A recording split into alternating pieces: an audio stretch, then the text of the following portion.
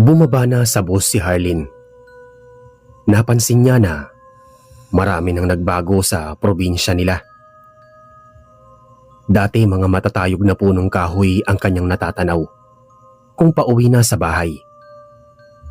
Pero ngayon, mga matataas na gusali na ang kanyang nakikita. Dating masarap ang simoy ng hangin. Pero ngayon, usok na nagmumula sa mga sasakyan ang kanyang nalalanghap.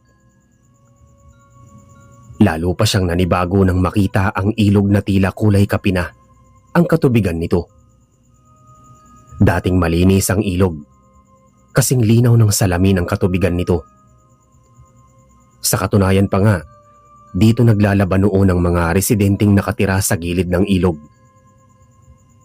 Pero ngayon dahil sa madalas na pagtapon ng basura at pagdumi ng mga residente sa mistulang ilog, tila naging kulay brown ang katubigan nito.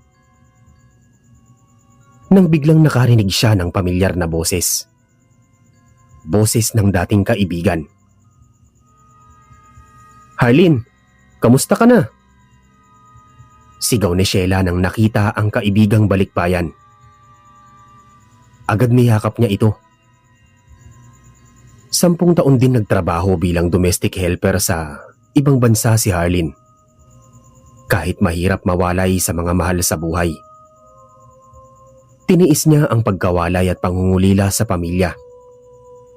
Iniwan niya muna sa pangangalaga ng kanyang ina ang kanyang anak na si Junior. Biyuda na si Harleen. Matagal nang patay ang asawa niya. Laking pasasalamat ni Harleen sa Panginoon na nakauwi na siya sa lupang sinilangan, sapagkat makakapiling niya muli ang anak. Okay lang naman, Sheila.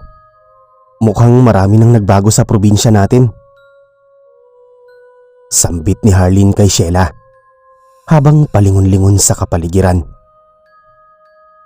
Nang biglang may dumaan na matipunong lalaki na walang saplot sa taas na may marka ng kamot ng isa sa urban legend ng lugar.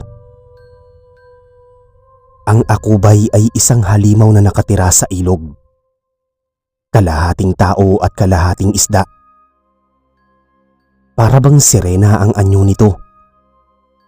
Ang balat nito ay parang sa buwaya na parang metal. Walang kasing talim naman ang pangil ng nilalang na ito. Mahahaba ang kuko na tila parang espada. Hawig naman ng syokoy ang mukha nito, pero kasing bilis naman ng kidlat kung ito'y lumangoy. Agad tumingin ng malalim ang lalaki kay Harleen, na tila may pinagsamahan silang dalawa. "Si Bart ba yun?" tanong ni Harleen kay Sheila. Ex ni Harleen si Bart. Matagal na panahon na rin nang naging magjowa sila. Mga high school pa yata sila noon. Lumapit na sa kanila si Bart nang biglang hinila ni Sheila ang kamay ni Harleen. "Umalis na tayo, Harleen. Huwag tayong lumapit sa kanya. Sira ulo yan. Pinatay niya ang kanyang sariling pamilya. Sinisisi pa niya sa hindi makatotohanan na nilalang ang pagkamatay ng kanyang mag-ina."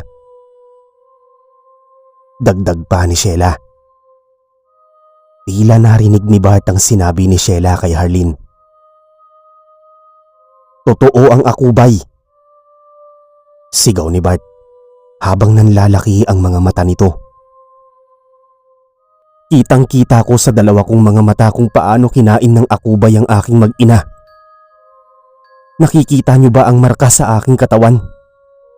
Ang halimaw na yan ang may kagagawan nito." Napatakbo na lang ang dalawa dahil sa takot na baka anong gawin ni Bart sa kanila. Sariwa pa sa isip ni Bart noong gabi na pinatay ang kanyang mag-ina ng akubay. Isang gabi, habang bilog ang buwan, mahimbing na natutulog sa kanyang bahay si Bart. Samantalang nasa gilid ng ilog naman ang kanyang asawa, bitbit ang bagong panganak nilang sanggol, habang pinagmamasdan ng napakaliwanag na bilog na buwan. Nang biglang nakarinig si Bart ng malakas na hampas ng tubig na nanggaling sa ilog. Paglingon niya sa bintana, tila hindi siya makapaniwala sa kanyang nakikita. Kinakain na ng akubay ang paa ng kanyang asawa. Kaya pumunta siya kaagad sa kusina at kumuha ng sibat at isang kutsilyo na nilagay niya sa bulsa niya. Agad siyang lumabas ng bahay at binato ng sibat ang halimaw. Natamaan niya ito sa dibdib. Pero imbis na mamatay o bumalik na lamang sa kanyang tinataguan, tila lalo pang nagalit ang halimaw. Kinuha ang katawan ng mag-ina at muling tumalon sa ilog. Naririnig pa niya ang ungol ng asawa niya at ang iyak ng sanggol habang sila'y tagpipirasong kinakain ng halimaw. Kaya tumalon na rin si Bart sa ilog upang iligtas ang kanyang mag-ina. Halos wala siyang makita dahil sa dilim ng paligid. Nagsimula ng pumatak ang kanyang luha nang hindi niya naririnig ang boses ng kanyang asawa o ang iyak ng kanyang anak na sanggol nang biglang naging kulay dugo ang tubig sa ilog. Bumungad sa kanyang harapan ng halimaw. Agad dinukot niya mula sa kanyang bulsa ang kutsilyo at saka sinaksak ang akubay sa tiyan. Sandali munang napasisid sa tubig ang halimaw dahil sa kanyang pagkakasaksak. At pagkatapos ng ilang segundo, muling tumalo ng halimaw sa harapan ni Bart at kinalmot ng akubay ang tiyan ni Bart gamit ang tila espada niyang kuko. Nawalan ng malay si Bart habang lumulutang sa ilog at naliligo sa sariling dugo. Sinumpa ni Bart sa sarili na kung magkakaharap sila ulit ng akubay, papatayin niya ang halimaw para mapaghigantihan niya ang pagkamatay ng kanyang mag-ina. "Lola, nandito na ho si Mama." Masayang tinawag ni Junior ang kanyang lola sapagkat umuwi na galing sa Kuwait ang mama niya. "Bakit hindi ka man lang tumawag na uuwi ka na pala ngayong araw?" Tanong ni Lola Basyang. Bakas sa mukha niya ang labis na saya nang makita niya ang anak. Tila abot langit ang ngiti nito. "Wala lang. Gusto ko lang sorpresahin kayo agad." Niyakap ni Harleen ang kanyang ina. "Mama, ano pong laman nito?" Tanong ni Junior habang binubuksan ng zipper ng maleta. "Tignan mo na lang anak. Magpapahinga muna ako sa taas." Pagod pa sa mahabang biyahe si Harleen. Agad siyang umakyat sa second floor ng bahay at humiga sa napakalambot na kama. "Wow! Tsokolate!" Naririnig pa niya mula sa taas ng boses ng anak na masaya habang kinukuha ang mga dalang pasalubong niya sa maleta. Hindi na malayan ni Harleen na nakatulog na pala siya. Sumapit na ang gabi. Napansin ni Bart na parang umaapaw ang tubig sa ilog. Nang pagtingin niya sa kalangitan, nakita niya muli ang bilog na buwan. "Matagal kong hinintay ang araw na to upang magharap tayong muli." Bulong ni Bart sa sarili. Samantala, natutulog ng mahimbing si Harleen sa second floor ng kanilang bahay. Habang ang ina at ang kanyang anak ay nanonood ng telebisyon sa baba. Nagising na lamang siya nang biglang nakarinig siya ng malakas na hampas ng tubig na nagmula sa baba. Naisip niya baka natapon lang na tubig mula sa balde, kaya hindi niya ito pinansin. Pero napabangon na lang siya sa kama nang narinig niya ang kanyang anak na si Junior na sumisigaw ng tulong. Agad bumaba siya ng hagdanan upang tignan kung anong nangyayari sa baba. Laking gulat niya na pinasok na sila ng baha sa loob ng kanilang bahay. At halos mabaliw siya sa kanyang nasasaksihan.